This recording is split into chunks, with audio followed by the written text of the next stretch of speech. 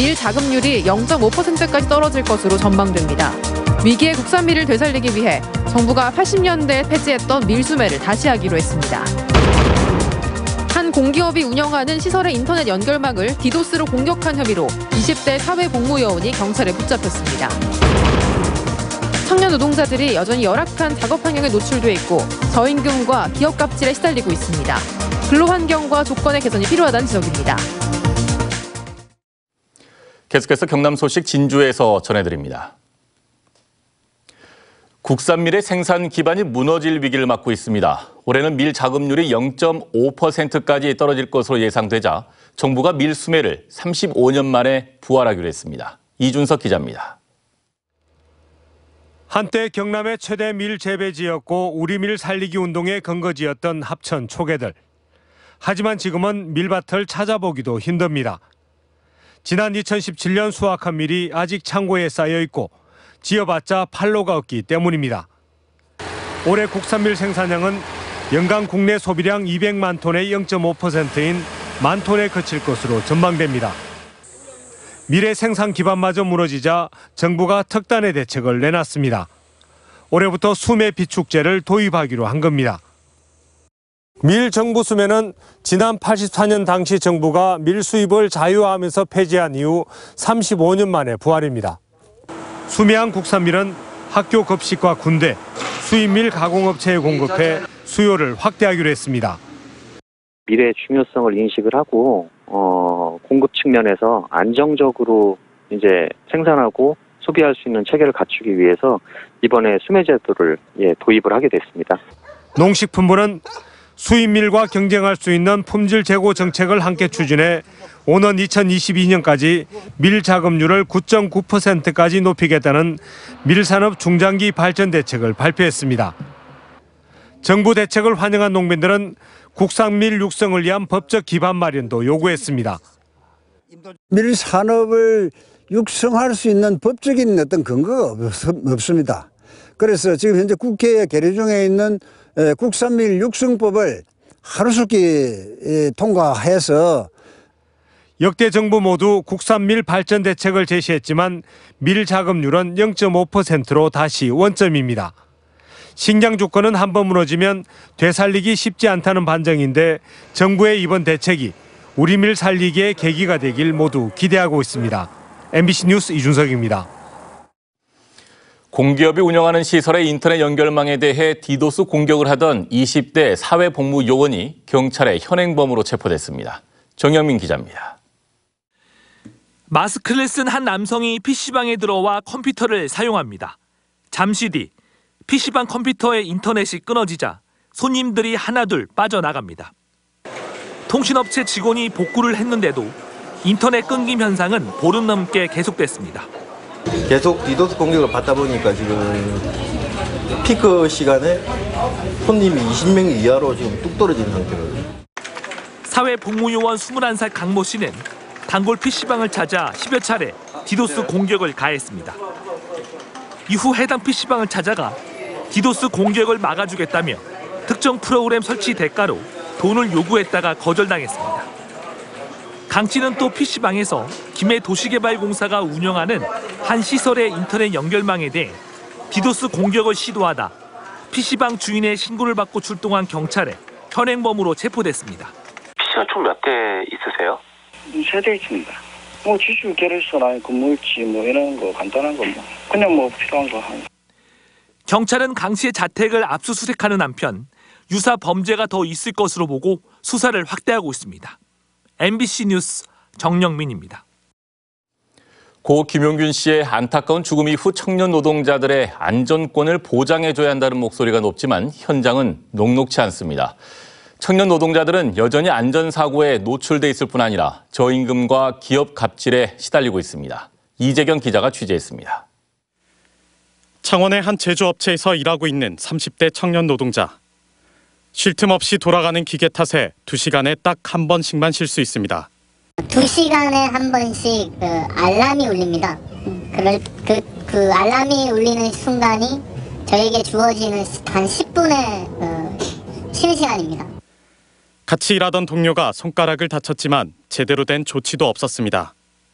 손가락이 조금 다치는 부상이 있었는데 사고가 났던 대한 진상조사 이런 것들을 하는 것이 아니라 바로 몇 시간 있다가 바로 라인을 돌리고. 경남 청년 유니온이 창원공단의 청년 노동자 근무 실태를 조사해봤더니 예상보다 더 열악했습니다. 청년 노동자 5명 중 3명이 150만 원에서 250만 원의 임금을 받고 있고 5명 가운데 2명은 일주일에 3일 이상 초과 근무를 하는 것으로 나타났습니다. 부당 대우 경험도 적지 않습니다. 최저임금을 지키지 않고 수당을 미지급하는가 하면 상사의 폭행과 폭언에 시달리고 성폭력까지 당한 사례도 있습니다. 그만두더라도 그 옆에 있는 다른 업종의 제조업에 갈 수밖에 없기 때문에 또다시 참고 일할 수밖에 없는 현실에서 근로조건이 조금이나마 나아질 수 있게끔 청년들이 공장을 기피한다고 지적하기보단 청년들이 안전하게 일할 수 있도록 관리 감독을 강화해 근로 환경을 개선할 필요가 있어 보입니다. MBC 뉴스 이재경입니다. 다음은 희망 2019 이웃돕기 성금을 보내주신 분들입니다. 남해군 이웃돕기 성금 763만 2,970원, 짬뽕지존 진주점 70만 원, 진주시 한주럭키타운 부녀회 30만 원, 하동군 옥정면 산불 감시원 이상진 씨 16만 8,500원, 사천시 보령동 미래팜 약국 10만 원, 사천시 보령동 서울치과, 사천시 보령동 골든 주얼리, 사천시 보령동 국빈장어, 사천시 보령동 청아빌라 주민, 함양군 함양읍 인당마을 주민 각각 10만 원, 함양군 함양읍 운님 1위 노모당 회원, 함양군 함양읍 상림노모당 회원, 함양군 함양읍 300마을 부녀회, 함양군 함양읍 봉강오리마을 주민, 함양군 수동면 생활개선회 회원이 각각 10만 원을 보내주셨습니다. 성금을 보내신 분들께 감사드립니다. 경상남도가 오는 2022년까지 상용 일자리 12만 6천 개 창출 등을 담은 일자리 종합대책을 오늘 발표했습니다. 문승우 경제부지사는 오늘 브리핑에서 스마트 일자리 확산을 포함한 5대 전략 68개 세부 추진 과제를 통해 오는 2022년까지 10조 3천억 원을 들여 상용 일자리 등 모두 29만 2천여 개 일자리 창출을 지원하겠다고 밝혔습니다.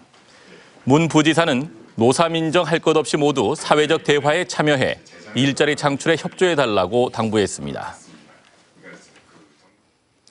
김경수 도정의 중점 과제인 공공의료 기반 구축을 담당할 공공보건의료지원단 설치가 추진됩니다. 이를 위해 경상남도는 관련 조례안을 도의회에 제출했고 지원단 설치에 필요한 국비 5천만 원과 도비 5억 5천만 원 등 6억 원의 예산을 편성했다고 밝혔습니다. 권역별 통합의료벨트 구축과 운영에 대한 정책과 연구 지원 등의 역할을 하게 될 공공보건의료지원단은 서울, 부산, 인천 등지에 설치돼 운영 중이며 올해 경남과 전남, 강원이 설치를 추진하고 있습니다.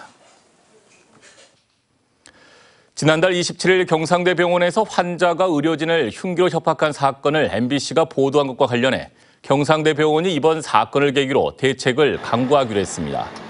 경상대 병원은 오늘 입장문에서 의료진이 안심하고 진료에 전념할 수 있는 근무 환경을 조성하기 위해 모든 직원을 대상으로 해당 매뉴얼 교육을 하고 미비점은 보완하겠다고 밝혔습니다. 구인모 거창군수가 오늘 신년 기자회견을 열어 5년째 찬반 갈등을 빚고 있는 거창 법조타운, 즉 교도소 문제를 이란 주민투표, 이안 공론화 방법을 통해 최대한 빠른 시일 안에 해법을 찾겠다고 밝혔습니다. 구 군수는 특정한 방향을 잡지 않고 화합과 상생으로 법조타운 문제를 풀겠다고 강조했습니다. 이 밖에 서부 경남 중심도시, 내실 있는 경제도시, 활력 있는 농업도시 등의 정책 목표를 제시했습니다. 거제에서 50대 여성을 무차별 폭행해 숨지게 한 혐의를 받고 있는 20살 박모 씨에게 검찰이 무기징역을 구형했습니다.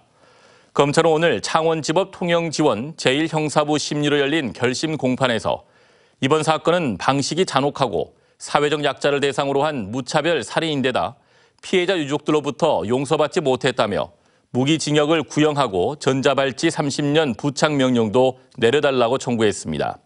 박 씨의 선고 공판은 다음 달 14일 열립니다. 소상공인들의 결제 수수료 부담을 줄이기 위한 제로페이 서비스가 경남 서부 지역으로도 확대됩니다. 김석기 경상남도 서부 지역 본부장은 오늘 청산의 커피 전문점에서 제로페이를 시범 결제하고 소상공인과 시민들의 많은 참여를 당부했습니다. 한편 올해부터 제로페이 서비스가 본격 시행되면서 경남 서부 지역도 온라인과 콜센터를 통해 가맹점을 모집하고 있습니다. 육군 제39사 보병사단이 MBC 경남에 불우이웃돕기 성금을 전달했습니다. 육군 39사단 관계자들은 오늘 MBC 경남을 방문해 지역의 어려운 이웃을 위해 써달라며 군 장병들이 자발적으로 모은 성금 699만 3,190원을 기탁했습니다. 하동군 장학재단이 올해 중고대학교 장학생 225명을 선발해 4억 1,580만 원의 장학금을 지급합니다. 선발 대상은 학업 성적과 특기 장학, 다자녀 가구 등으로 하동군에 1년 이상 살면서 지역의 학교를 다니거나 졸업해야 합니다. 하동군은 오는 25일까지 신청을 받아 대상자를 선발한 뒤 오는 3, 4월 장학금을 전달합니다. 중소기업진흥공단이 편견 없는 채용, 블라인드 채용, 공공부문 우수성과 경진대회에서 우수기관으로 선정돼 고용노동부 장관상을 받았습니다. 중진공에는 지난해 대졸자만 채용됐던 사무지원 직무에 고졸 예정자와 전문대 졸업자 8명이 합격했으며 특히 만 44살의 민간기업 연구원도 신입사원으로 채용돼 직무수행 역량만 있다면 학력과 나이에 관계없이 채용될 수 있음을 보여줬습니다.